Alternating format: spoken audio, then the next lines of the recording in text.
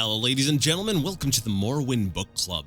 Today we're going to be reading from atop one of the guard towers here in Aldrun, and we have a book that has been generously, quote-unquote, donated to us by the alchemist here in Aldrun under the Scar, which is located over in that direction. See the great big crab. By Sien Sintive. I'm probably mispronouncing her name, but it's all right because we still, borrowed the book from her and without paying her, so whatever.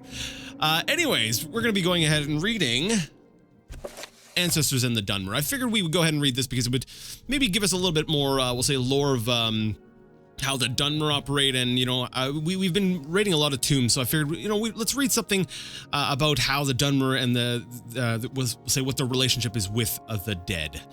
So, ghosts walk among them. The departed spirits of the Dunmeri, and perhaps those of all races, persist after death. Is this fact or is this just a belief? That's interesting because, well, I guess it would make sense because we've seen ghosts in the game.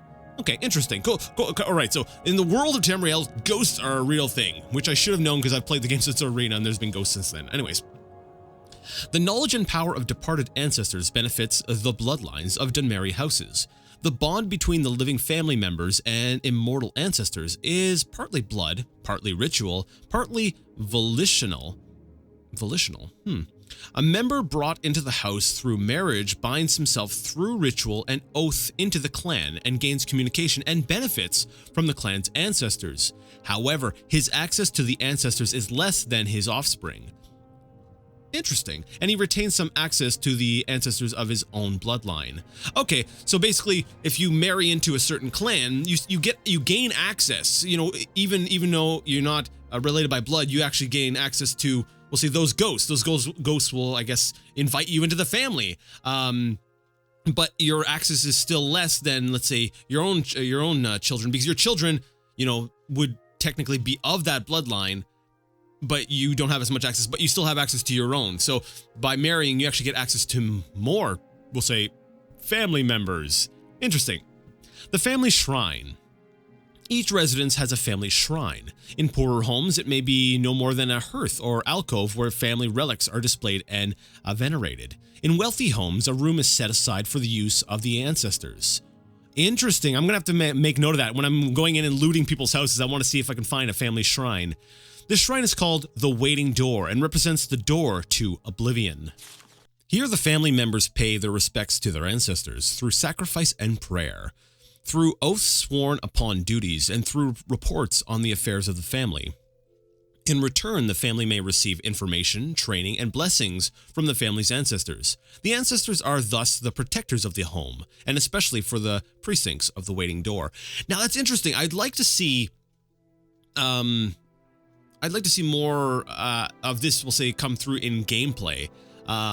It'd be kind of cool to have something like that in the game where, you could actually, we'll say, maybe meet one of your ancestors, because if you're playing a Dunmer, it'd be kind of cool to be able to contact some of the spirits and get some of these things, or maybe that's what those shrines are. No, those are for the saints.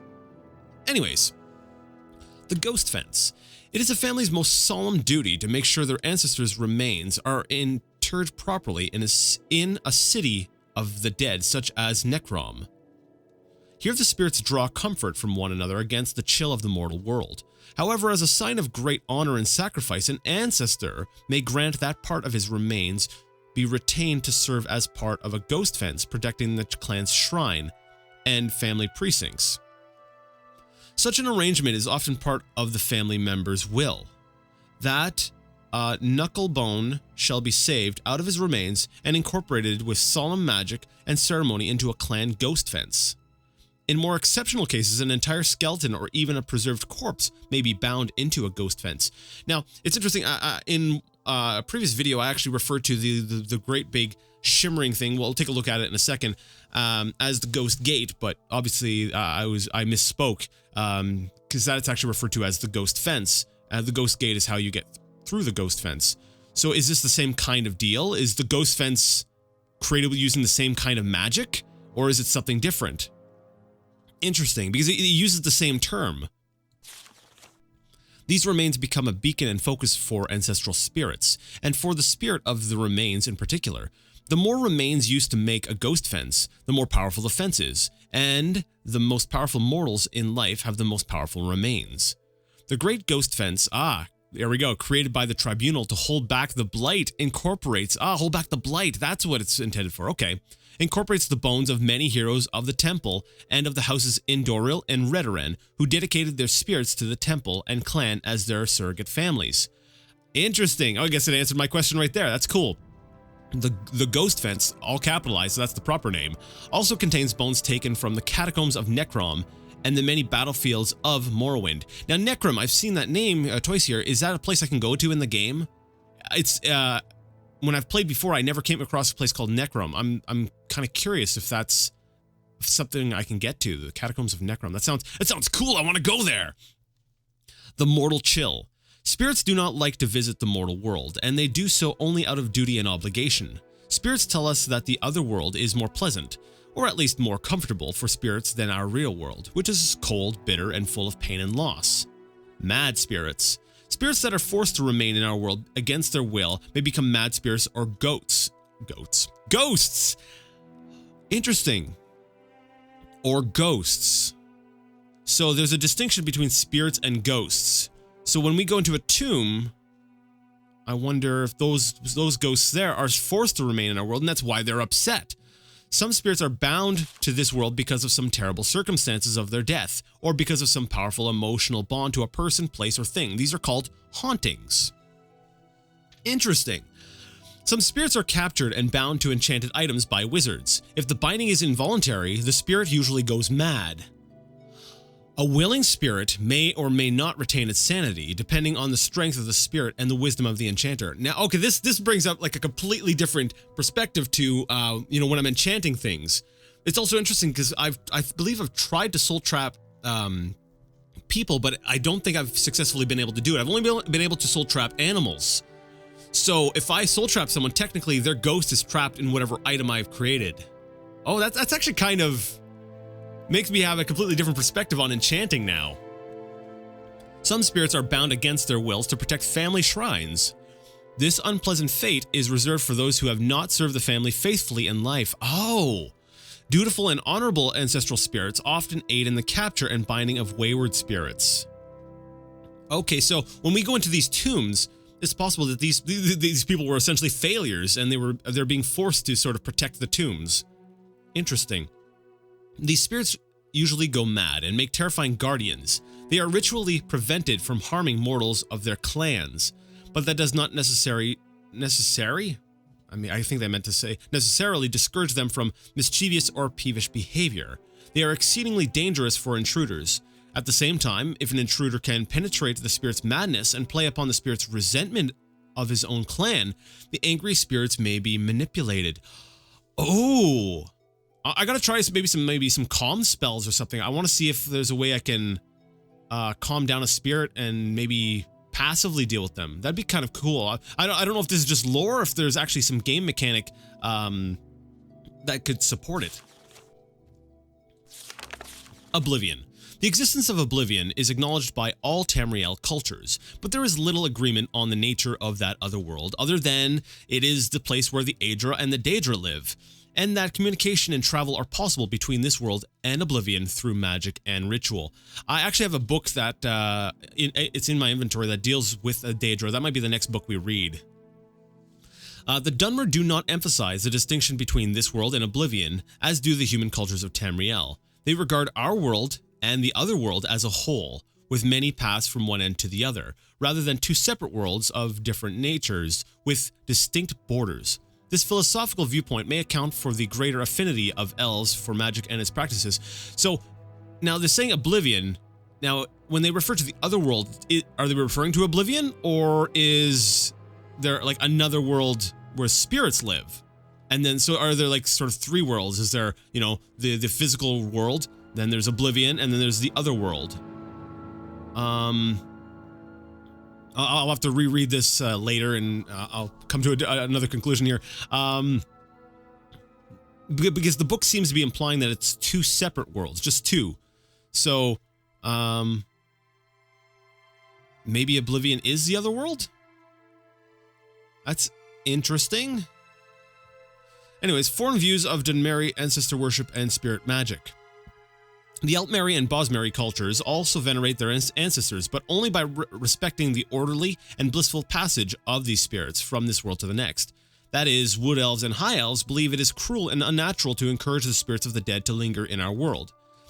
Even more grotesque and repugnant is the display of the bodily remains of ancestors in ghost fences and ash pits. The presentation of finger bones in a family shrine, for example, is sacrilegious to the Bosmer, who eat their dead, and barbaric to the Altmer, who inter their dead. Interesting. Okay, so yeah, when we find these remains in these tombs, like I think I took a skull and stuff, that's what's setting up the ghost fence. Now, what do these ghost fences do? Obviously, you know, the big one keeps some stuff out, but what do these small ones do? Like, I've removed stuff. Did I disturb a ghost fence? And what does that thing do? Does that prevent ghosts from coming in? Like, I don't know what that does. The human cultures of Tamriel are ignorant and fearful of dark elves and their culture, considering them to be inhuman and evil, like orcs and Argonians, but more sophisticated. The human populations of Tamriel associate Dunmer ancestor worship and spirit magic with necromancy. In fact, this association of the dark elves with necromancy is at least partly responsible for the dark reputation of Dunmer throughout Tamriel. This is generally an ignorant misconception, for necromancy outside the acceptable clan rituals is a most abhorrent abomination in the eyes of the Dunmer. Okay, interesting. So they're okay with necromancy, but only with, we'll say, up to a certain point. So it's like the Dunmer have, they're okay with like a limited necromancy within the sense of, we'll say, the rituals that they perform. The Dark Elves would never think of practicing sorcerous necromancy upon any Dark Elf or upon the remains of any elf. However, Dark Elves consider the human and orcish races to be little more than animals. There is no injunction against necromancy upon such remains or on the remains of any animal, bird, or insect. Interesting. Actually, how much longer is this? Okay, we're almost done. Imperial policy officially recognizes the practices of Dunmer ancestor veneration and spirit magic as a religion, and protects their freedom to pursue such practices so long as they do not threaten the security of the Empire. Privately, most Imperial officials and traders believe Dark Elf ancestor worship and displays of remains are barbaric or even necromantic. Telvanni necromancy. The Telvanni are adept masters of necromancy. They do not, however, practice necromancy upon the remains of Dark Elves. Same Telvanni regards such practices with loathing and righteous anger. They do practice necromancy upon the remains of animals and upon the remains of humans, orcs, and Argonians, who are technically no more than animals in Morrowind. Publisher's note: this book was written by an unknown scholar as a guide for foreign visitors to Morrowind shortly after the armistice was signed. Many of these practices have since fallen into disfavor.